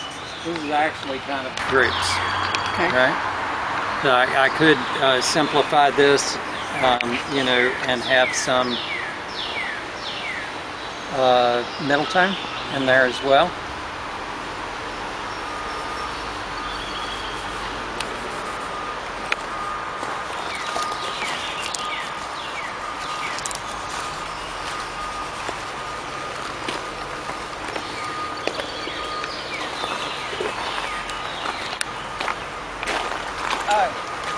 Let me say one last thing also.